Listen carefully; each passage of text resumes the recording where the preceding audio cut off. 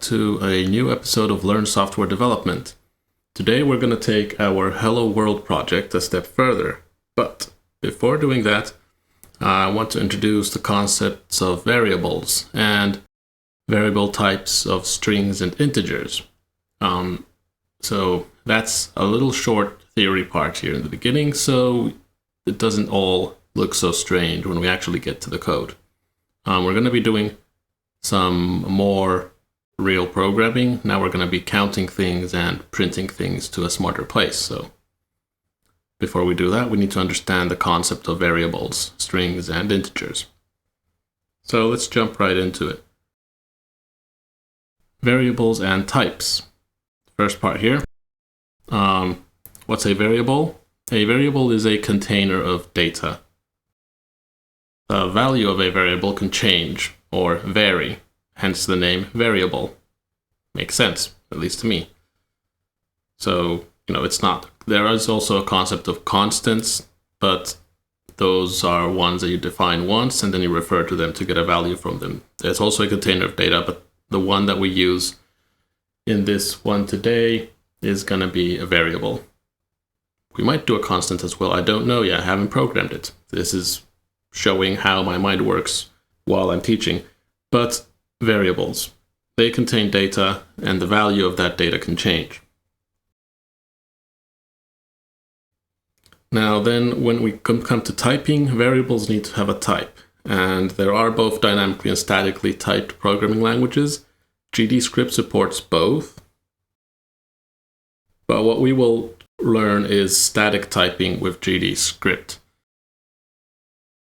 Because understanding the types of variables is important in software development, even in programming languages that are dynamic, such as Python. So even if you don't need to declare what type of containers or what type of a variable you're using and creating, it still will have some certain type, even if it's dynamically assigned. It's inferred from what you assign it to. So don't worry, these will get a bit clearer as we go along. And the key here is to try to understand a little bit of what I'm saying here, and it'll become a bit clearer when we get to programming. And there as well, do it. Don't master it yet, just do it, practice, and it'll start hitting base eventually, the more you program and the more you repeat these. But in its core, GDScript is dynamic. And we'll get to this thing later as well. But I wanted to give you some facts out here. So that's why GDScript supports both. It is kind of dynamic, but you can declare static types, and there's something else that picks up on those then. Now then, types denote purpose and intention. So data comes in different forms. That's where the types word comes from. And it is best to use the type most suitable for the data we are dealing with. So, for example, we use mathematical types and numerical types when we want to deal with data that is mathematical by nature. So numbers, for example. They should be in a container, a variable that supports these types of operations the best. There are certain optimizations that have been done in dealing with the data manipulation that goes around a certain type. Character types for character-related operations, and what character means here is typography. So when you write a letter is a character, punctuation, character is a character, punctuation point, like an exclamation point or a question mark, they're also characters. So the first type that we'll get to is the string. So with strings, we've already used that, so that's why I'm starting with that one. We've used this to print hello world and it's alive in the previous video. And what does string come from? Well, it comes from the word string of characters. So you have the H character, you have the E character, so on and so forth, and these are attached to each other as if by a string. So yeah, a character being a letter or character. So character is a character that you can type on the keyboard. There are also invisible characters. For example, the space character. You don't see it, but it exists.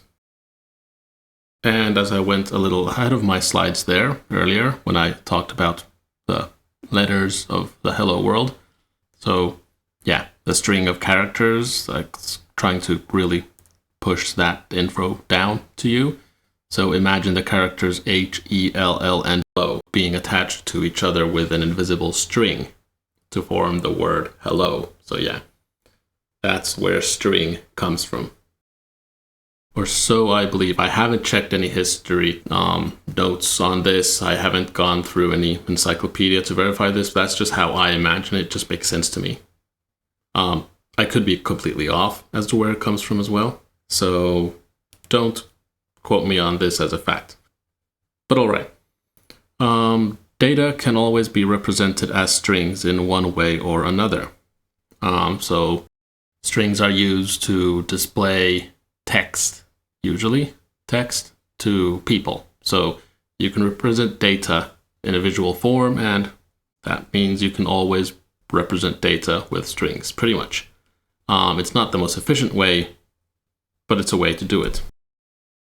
And yeah, there are pros and cons to this, and we'll get through them more in detail, but strings are very versatile. And as I mentioned earlier, they're used mainly for textual purposes to present data for humans to read. So that's why it's very powerful between the interactions of the natural world in which we live in and cyberspace, which is computer land. And for the time being, imagine this interaction between the natural world and the cyberspace world to be its main purpose. So the main purpose and function of strings. And we'll get to other use cases of it later. It's really handy for other types of bridging cases as well.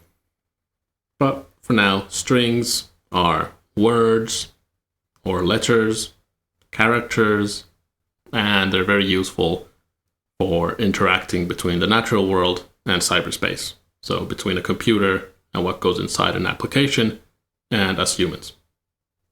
Those are strings. All right, if you're confused, don't worry. It'll become a bit clearer as I visualize this in the code. The second type we'll deal with are integers, int for short in many places, also in Godot. So integers are whole numbers. They could be -0 and positive whole numbers. What does a whole number mean?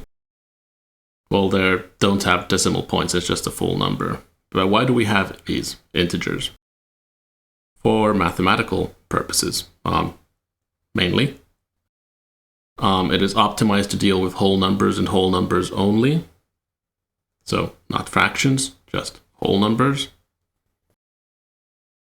And yeah, really trying to drive in the fact that no fractions, they're whole numbers only. And let's demonstrate this a bit closer with these few examples here. So 1 + 1 is 2. They're whole numbers, there's no decimal point, there's no fraction. It's just 1, 1, and 2. That's it. Very simple. 1 + 1 is 2. Okay, 1 times 2 is also 2. Yes. 1 divided by 2, and this is integer maths in programming. So 1 divided by 2 is 0. If integer 1 is divided by integer 2, we get the result of integer 0. People were probably expecting half or 0.5, which is half, but it's 0. And this is what you get on a computer when you deal with integers. But why is this? Well, 0.5, so half gets routed into the full integer that it's already reached, so 0 in this case. And the same logic applies here. So if you have 5 divided by 3, that would be 1. Because the actual 1.6666666, I'm not going to bother saying the rest, you get the point, gets rounded to 1. Because it has already reached 1, which is a whole number, but it hasn't reached 2. So you can think of it always rounding down to the full whole number it has reached. All right, so 5 divided by 5 is also 1. 5 divided by 3 is 1. And this is just integers. Don't worry, there are types that deal with decimals in programming, but we'll get to those later. We'll start with integers because it's important to understand the distinction between these, and integers are enough for what we're about to do today. So essentially just drop anything after the decimal point.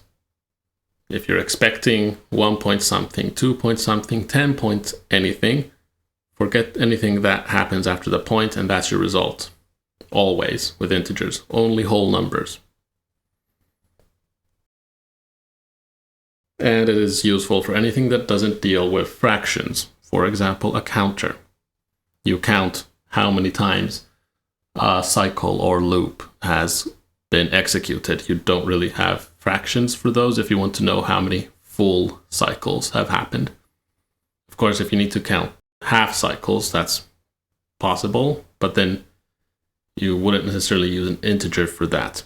But for counting like whole numbers, whole cycles, whole units of something, integers are useful there and used a lot.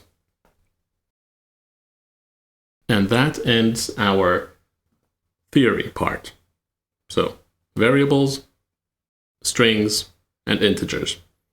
Strings and integers are types of variables. Let's stick with that. So what happens next is we're going to open the Godot engine. And the way I'm going to open it now here is by going to my files. And here I have starred, as shown in the previous video, Godot 4.0.1.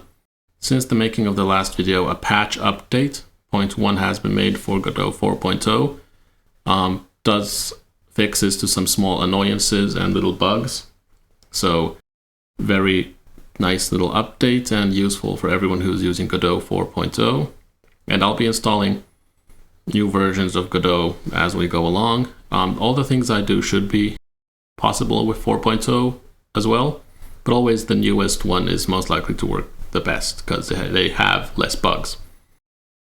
But the way it works is you download it, you unzip it, you delete the previous executable if you want to. You can have both, it's fine. I deleted it because I don't really need to use 4.0 if I have 4.0.1. And then we open it just as usual. So just double click that. And there, it still found out where my previous hello world was, the one that we did last time. So what we'll do here is double click this or select it and press edit. So here or double click. But we'll open the same hello world we did in the previous video.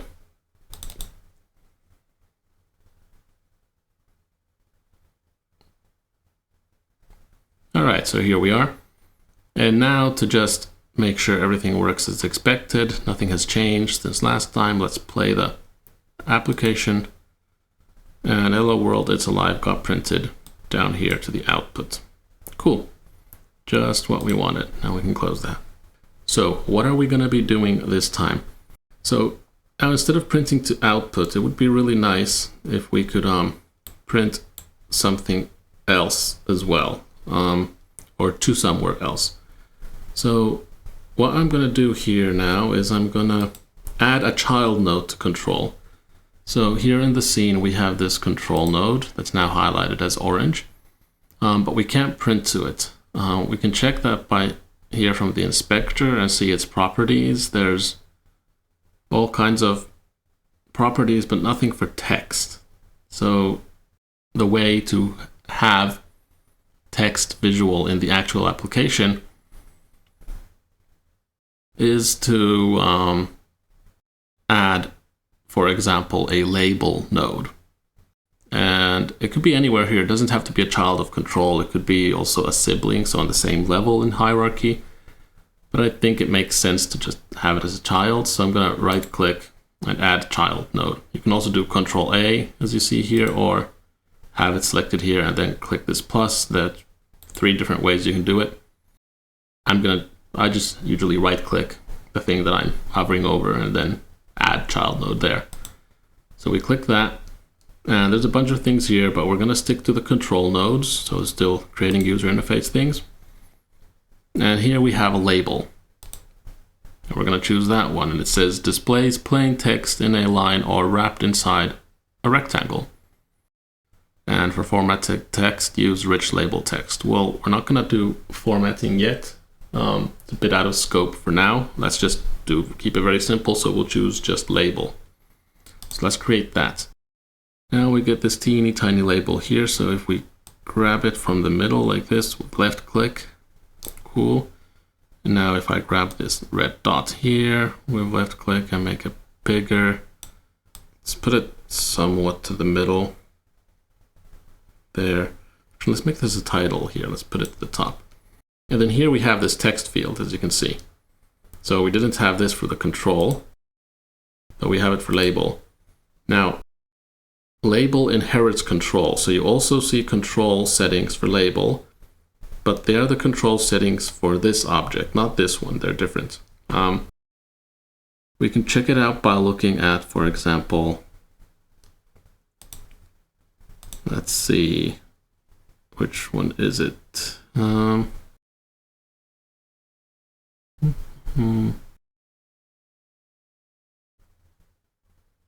Is it auto texture ordering visibility?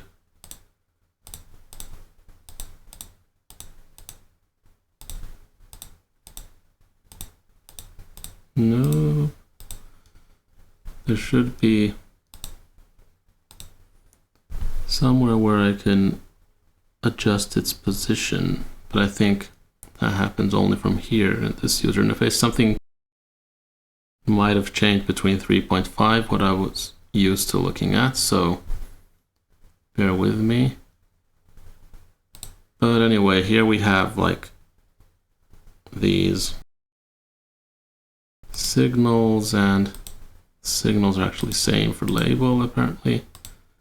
Okay, so as I said, I won't be having you or being able to provide to you always perfect examples of how things work, because I'm learning as well, and that's one of the points here. So people get to observe how the mind of a software developer works when trying to figure things out.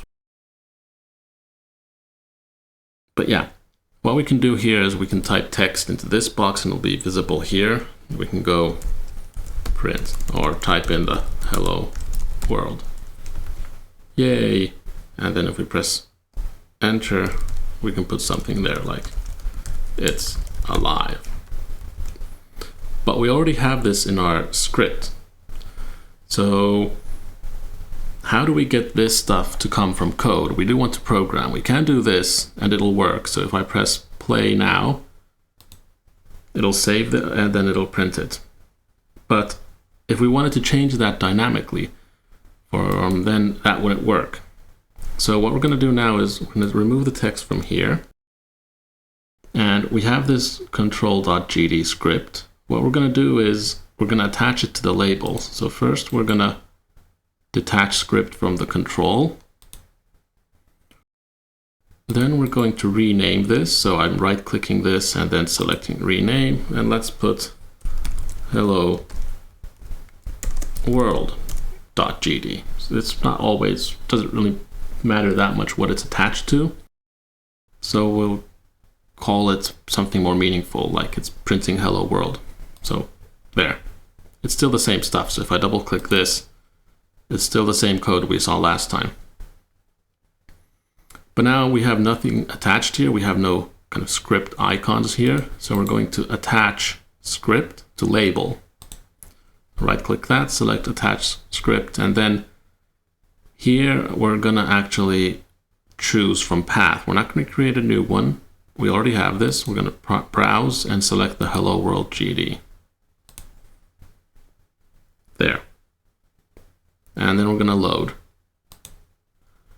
Now there's one little problem here. It extends control, but we're attaching it to label and it's not extending label. So we're gonna need to update this. This is so that we could print, because label has the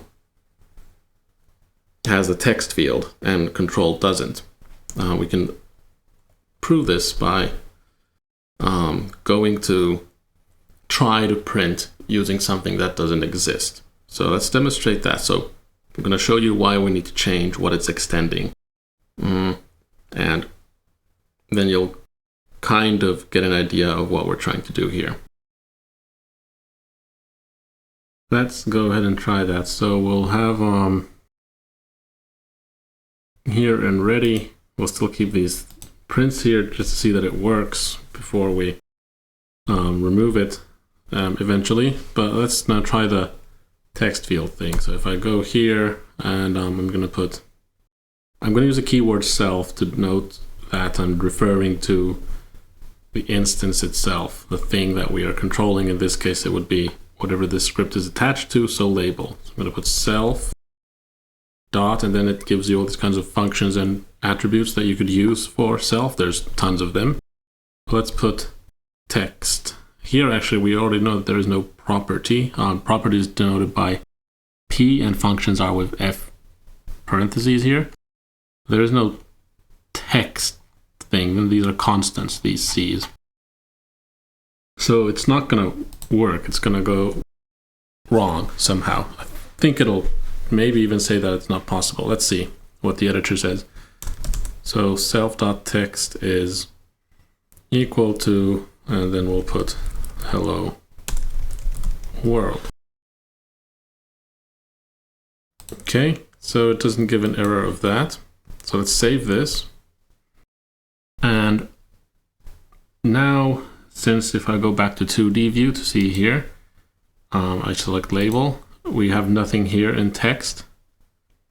And I happen to just know that its field is called text. At least that's how I remember it. We will check that soon. But first, we should get printed hello world. So let's run. And we got hello world. Okay, that went different from what I expected. That's interesting. Even though it doesn't extend from label, if it extends from control, it seems to work as long as you get it right. Because when it's loaded, the instance does have it. So, of course, when we're coding, it doesn't show that it would have it. But that was, I learned something new. So, okay, so apparently here, if the property actually exists in whatever the script is attached to, even if it extends from something else, it doesn't actually cause an error. Interesting. If this were to be a bit more strongly typed, this would be an error, but this is the dynamic nature. Okay. But this is bad practice still, because when you look at documentation, you don't see control having a text field. That should have become pretty apparent when I did the insertion of the field. So let's close this. Let's just take this away to have a clean start here. And now let's put extends label. And here it's already offering in the editor known things. Let's put label. Double click that, or just type it out, or press enter. Feel free to choose what you want. But here now let's put self dot text. And now there is a property text. When this was control, it didn't. So we didn't get help from the editor. So we were referring to the wrong thing this script is extending from, but it doesn't seem to bother as long as it exists on runtime. So when things are run, not just the editor. But that's bad practice. You're misleading the reader, usually yourself, into thinking that, okay, everything related in this script is related to control when it's actually related to label, because label has .text and control doesn't. So here, let's put like hello world, 3 exclamation points. Save. And we get 3 exclamation points there. Now it's printing there, it's also printing here, of course. And now let's put 4 and put this back to control. And just see that it actually does what I suspect. Yes, 2 exclamation points. Okay.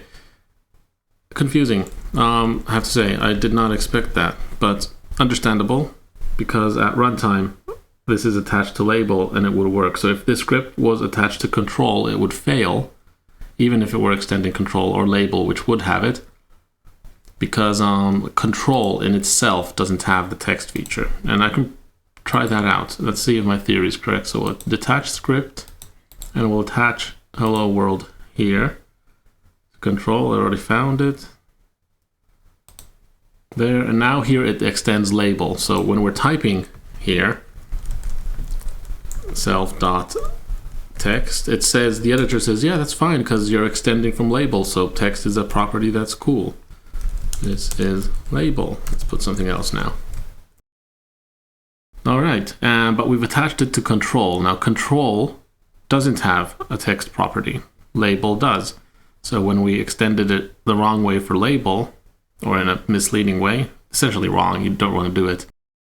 It still worked because label really does have this property, but control doesn't, so this should fail. Of course, the editor doesn't know it yet because it's relying on this key here. But if we put it to run in real life and we've attached it to the wrong place, there. Script inherits from native type label, so it can't be assigned to object of type control. Label inherits control, so that's why you can put control into label and it will work because it's based on that. We'll get to classes and inheritance later. But because label is kind of a child of control, then it will have features that control doesn't and could have, and it won't work the other way around. We'll talk about classes and objects and inheritance later on. But this was a little precursor to that. This was a little surprising that it behaved this way for me as well, but goes to show, nonetheless, that extend from the correct class, the correct type. Classes can also be thought of as types. Again, we'll get to that later. Let's try to keep this simple for now. I'm doing my best there. But now we'll put things how we want it to. So I'll detach it from there, and we want it to be in label because we want to print to that label. And now we'll attach hello world back here. Open there. Back to label. And now it's in label. Oh, and let's stop that debugging from there. And then run. And now it works. This is label. Cool. So what we can now do, now that we have the label working, we could remove these. Yeah. So let's put the same things there. Actually, let's just take these prints off and put self.text is equal to, or is, yeah, it's a bit confusing. You say is equal to because you're used to it in math, but it's really an assignment. I'm assigning hello world to self.text. So self.text gets the stuff on the right. But don't worry if you say equals. As you can see, I'm doing it as well, so it's pretty common. All right, so before you run this, try to guess what will happen now. Earlier when we used print, we got it printed out here, one at a time. And now if we do the same kind of syntax, we call the sign hello world to self.text twice, what will happen? What will the end result be? Think of that for a few seconds. Don't work hard on it because I'm going to reveal it soon. But what's going to happen is this. It's going to print out it's alive. You're never going to see hello world. You're not going to be fast enough to see it. Now, why is this? Well, we're overriding. We're first assigning self.text hello world, and then we're assigning something else. So it forgets whatever was assigned earlier. It's not adding to it, you're assigning. This is the assignment operator. Print is a function you call, and here we're assigning. So this property, you can think of it also as an internal variable for label. And here we're assigning hello world, and then we're assigning it something else. So first we say self.text is this, it has this value. And then right after that, we're saying, no, actually it's this one. So you never really see this. Of course, if we did some processing in between, that could be useful, but this is why we don't see both of them. Now, if we wanted to see both of them, we'd have to do a little trick here. And I'm going to show you now the simplest way to do it. This is not the most elegant or sensible way, but it works.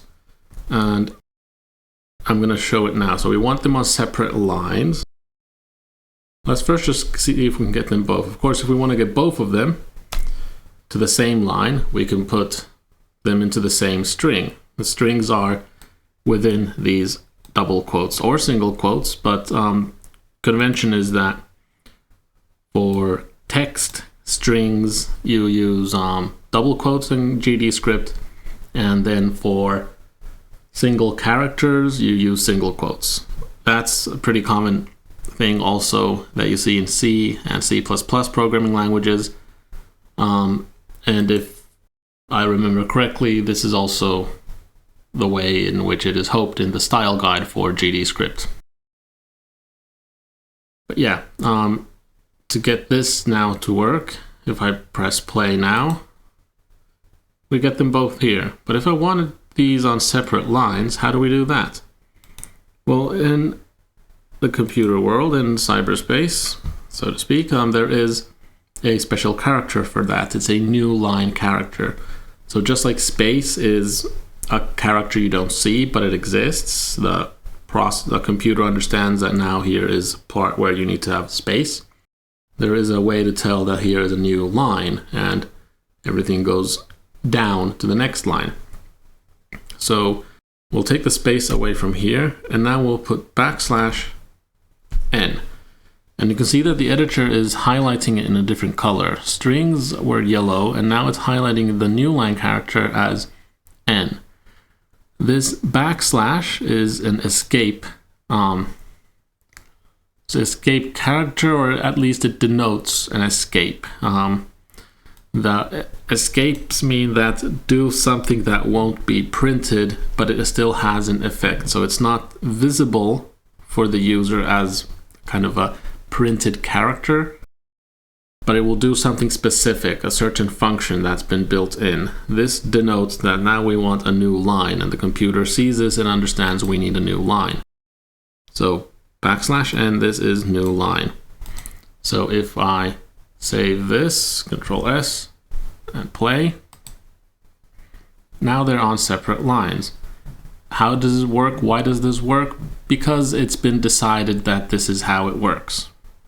And so many programming languages in history have started using this convention, mostly, I believe, due to ASCII, which is a standard for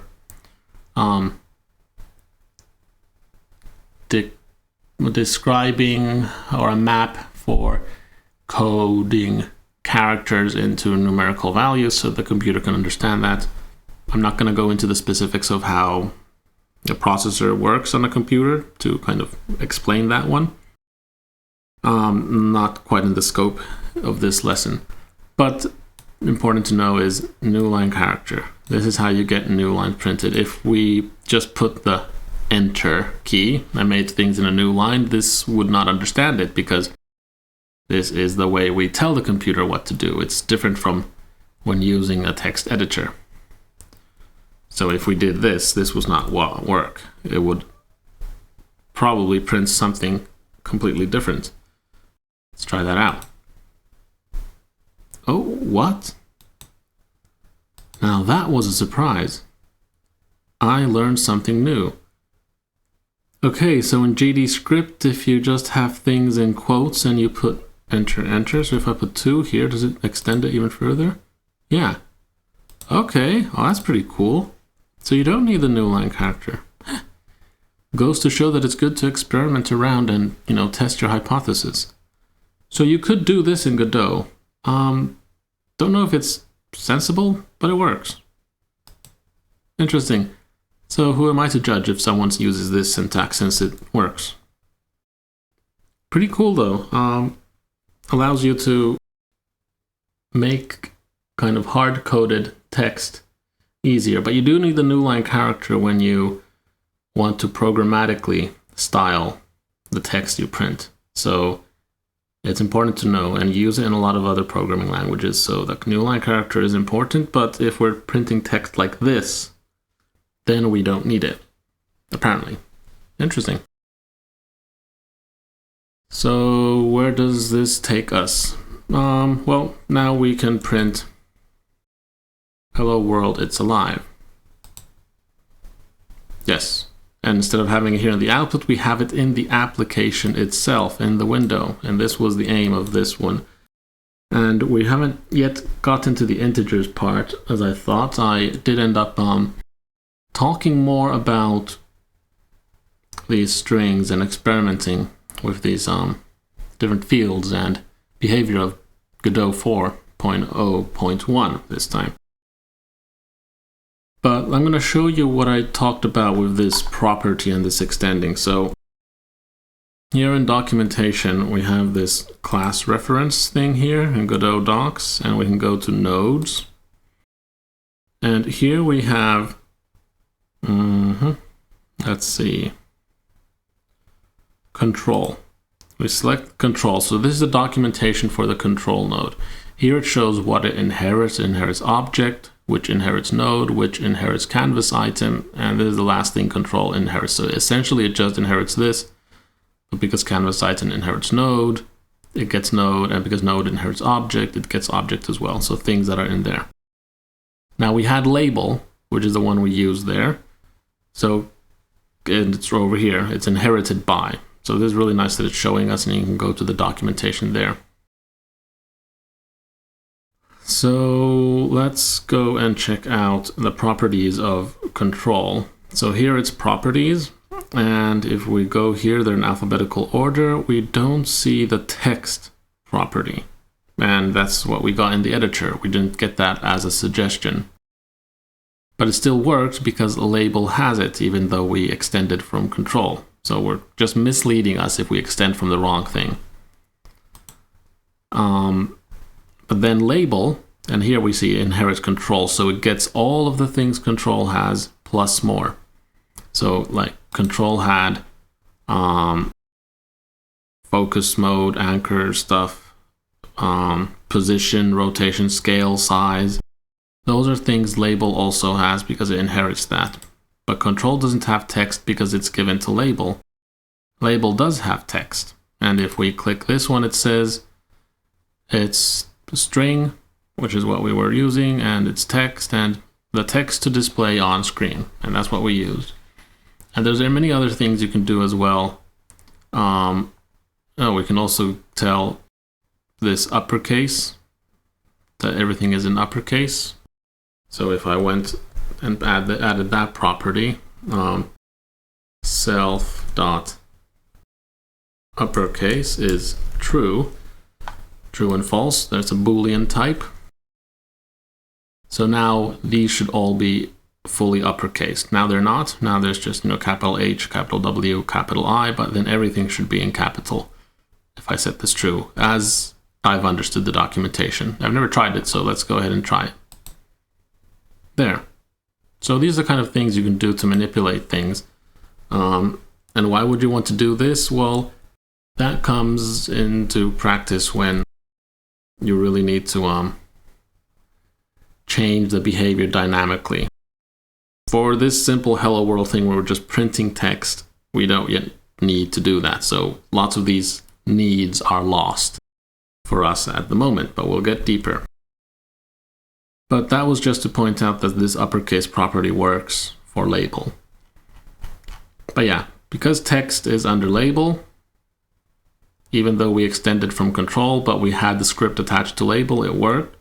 But when we extended from label and attached it to control and we tried to run it, it crashed because you can't assign a type that is a child that has more options and things it can do to its parent type. But the other way works because of the inheritance, because label has everything control has, but not vice versa. So yeah, that's about the text property and label. But with this setup, hello world.gd, attach it to label, and we have label inside control as a child of control as well, and printing it like this, we get hello world, it's alive, two different things. Now, I'm going to end the lesson here, I was originally intending to have integers introduced here, but I'm actually going to do that separately in the next video, and we're going to continue from where we left off in here. What we're going to do is we're going to add a button, and when you press that button, it will increment a counter. So it will increase the value of a counter, so we'll be getting into variables that we create ourselves that aren't properties of whatever we're extending from. And we're going to have the value increase by 1 each time the button is pressed, and then we will print the current counter value as well. So now we're getting into the dynamic stuff, the things where we trust the computer to keep track of things for us based on the rules we've told it, so based on our programming. Here we're just printing text to the screen, which is already important, because if we couldn't do that, that would be, well, a pretty bad user interface if we weren't able to do that. So it's a good start, but next we're going to get into some interactive things. Currently it's still just passive, printing things. Next we're going to do some proper interaction with the application. Simple stuff still, but we'll get to learn integers, the idea of counters, how to increment, also what's a button. So that's another type in Godot that's going to be useful in user interfaces. Buttons are highly applicable in user interfaces. You do like to click things, so we will do that in the next video. So hope this was useful. Hopefully it wasn't too confusing. But as I did say in the intro of the course, this is almost live streaming, not quite. And you're going to get a feel for what goes through my mind as I experiment things and learn things as well. So if it feels a little confusing, I apologize. But then again, that's a part of the deal in programming and software development. It gets a little confusing sometimes, but through experimentation and reading documentation, you learn about how things behave, and that's how you gain confidence. So that is something you will encounter anyways, because there's so many things you can do, and no one can guide you through everything from the get-go. Part of learning is to also learn yourself, learn how to experiment, and get familiar by playing around. But all right, enough about that. You guys have a great, nice rest of the day, and in the next video, we'll add a button, we'll add a counter, and we'll print the value of the counter, and we'll create our first variable. Currently, we add the property text, which is a property of label. It is not yet a new variable, so we will do the variable next time as well. And integers, which we covered in the theory part, but not yet here in practice. Thank you. See you guys later. Bye-bye.